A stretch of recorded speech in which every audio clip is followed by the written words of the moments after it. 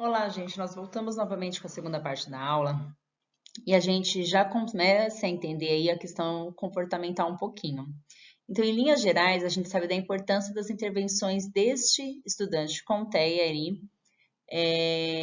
nessa questão do ensino das habilidades de vida diária, da questão do dia a dia mesmo das atividades. Então, essas atividades elas têm que ser ricas e tem que existir práticas corporais que ajudem de forma lúdica, prazerosa, desafiadora, mas que vão contribuindo aos poucos para esse manejo desse comportamento inadequado, ou seja, para a melhoria desse desenvolvimento motor e para a integração social desses estudantes com TEA. As técnicas psicoeducacionais. Existem hoje algumas técnicas aí que auxiliam o professor, né, nesse manejo. Então, dentro da questão psicoeducacional, a gente pode pensar que as intervenções corporais, elas vão além da psicomotricidade. Elas podem ser envolvendo a questão da ludoterapia, da musicoterapia, e o professor ele deve sempre aprimorar os seus conhecimentos nessas áreas para auxiliar e para aplicar, né, esses atendimentos mais particularizados para os estudantes com TEA. É necessário também, por exemplo, nas aulas de educação física, da base curricular, que sejam levadas em consideração as necessidades de potencializar, né, isso nesses estudantes. Assim, então, como está sendo discutido aos poucos, existem várias metodologias ativas que vão ajudar esse professor aí a trabalhar e ter manejos comportamentais com esses estudantes. Mas o interessante é sempre isso, a gente saber o que antecedeu antes e fazer essa pesquisa para ir comparando esses comportamentos para fazer intervenções e respostas positivas aí. Então, o que a gente tem hoje aí como vamos falar assim, uma área de conhecimento para manejo, né? A gente tem o ABA, que é essa técnica que tenta utilizar para reduzir esse comportamento inadequado a partir de respostas, né? E essas respostas, elas tendem a modificar o comportamento. Então, essa técnica envolve estabelecimento de regras claras, de regras dentro de um programa onde acaba sendo uma troca, né? Então, o programa ele envolve diversas áreas acadêmicas, então tem a questão da linguagem, a questão social, verbal, a motora, a questão do brincar, a questão pedagógica, e trabalha também com essa questão que a criança assuma a sua responsabilidade comportamental através de um estímulo também. A gente tem também o método da TEACH, que é um método comportamental também, que visa a questão do cuidado através de estruturas visuais. Então, esse método, né, ele se baseia numa análise de comportamento, que os estudantes eles vão ter um lugar específico com uma intervenção terapêutica que vai se encaixar. Então, esse método ele tem a questão da organização desse ambiente, deve ser preparado antes por esse professor, que tem que ter uma rotina muito bem estabelecida e também reconhecer onde ficam as atividades relacionadas e assim ele vai fazendo tudo por forma de um condicionamento todos os dias dentro daquelas atividades para que ele chegue aonde ele precisa. Tem também as PECs, né, que é um método de comunicação alternativa, onde esses indivíduos com TEA que não conseguem uma linguagem verbal, eles vão aí ter figuras de comunicação. Esse material é composto por figuras representadas pelos objetos, trata de uma forma de comunicação. Então, o estudante entrega a figura e faz a ação, e assim sucessivamente. A PECs ela é utilizada em todo o mundo, são mais com indivíduos entre 14 meses e 85 anos, e visa aí essa questão do comportamento também através da comunicação. A gente também tem a questão do reforçador dentro do ABA, que esse reforçador ele é o processo pelo qual o comportamento ele é fortalecido por uma consequência imediata. Então, temos o reforçador positivo e o reforçador negativo. O reforçador positivo ele é essencial para a aprendizagem de novos comportamentos. Esse reforçador positivo ele deve ser utilizado imediatamente após ocorrer o comportamento.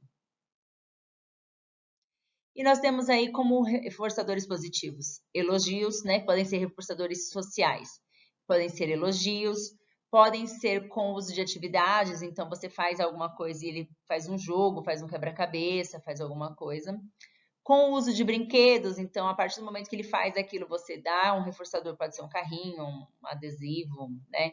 Pode ser também um reforçador com contato físico, pode ser abraçar, pode ser cócegas, pode bater palmas. Então, são reforçadores aí positivos. E a questão desse manejo comportamental dentro da estrutura, vamos pensar da rotina escolar, né?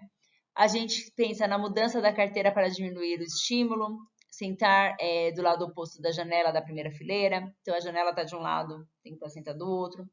Estabelecer um reforçador para alternar essas atividades, então a gente já viu quais são os reforçadores positivos que nós temos.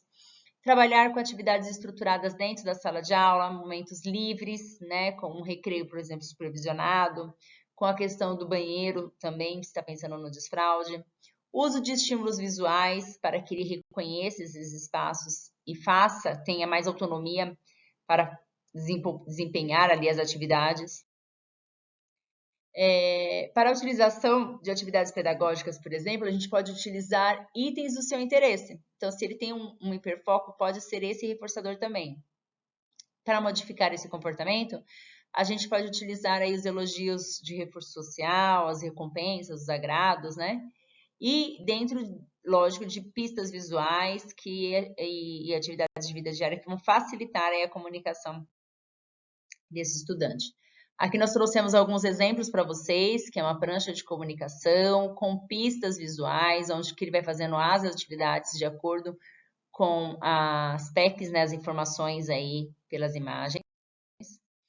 Aqui também são, vamos falar assim, um roteiro, né, de atividades. Então, o que ele tem que fazer? Ele tem que chegar na escola, ele tem que entrar na sala, ele tem que fazer atividade, ele tem que aceitar a ajuda. Vai comer somente na hora do recreio, ele pode brincar, ele pode voltar a fazer as atividades e acabou. Então, isso é uma pista visual. A família reforça em casa, chega na escola é reforçado também, né? Então, isso é um combinado entre família e escola para que ele se organize nesse dia a dia.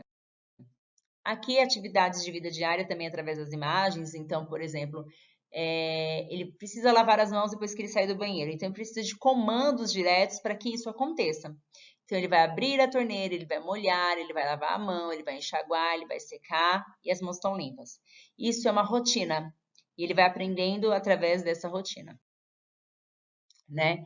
Então, se a gente vai pensar aí nesse manejo comportamental dentro dessas estratégias, a gente tem a estruturação da rotina através das pistas visuais, o foco nas intervenções das atividades de vida diária, então visando sempre a questão da independência e da autonomia, o desfraude, né? Então, pedir para que as mães ajudem, mandando mais trocas de roupa, estipular horários fixos para que leve no banheiro, e sinalizar qual é realmente esse momento para ir ao banheiro. Outras questões, por exemplo, que a gente tem que trabalhar, né? Dentro da autonomia. Então, o professor, ele vai ser um parceiro da família, então ele não vai fazer esse manejo comportamental sozinho. Terapia, família e escola tem que trabalhar junto aí dentro desse percurso. Para utilizar os reforçadores, né? A gente precisa sempre ter aí uma ideia pedagógica. Então, a gente tem que pensar quais os elementos principais para que ele aprenda à sua vez, para que ele haja daquela forma, daquele momento adequado. Então, a gente tem que pensar em reforçadores dentro da unidade escolar também. Habilidades iniciais pré-acadêmicas, por exemplo, parear figuras, treino de comunicação por troca, né? Então, eu quero uma laranja, eu entrego a figura da laranja. Iniciar um treino de pareamento utilizando alimentação, porque é algo que ele precise, né? Que ele goste. Tipos de apoio necessário, pode ser o físico parcial, pode ser o gestual, ou seja, só o gesto, eu pego e faço junto com ele ou pela imitação. E essas são aí as principais atividades para auxiliar aí o manejo comportamental de estudantes dentro do espectro autista. Até a próxima.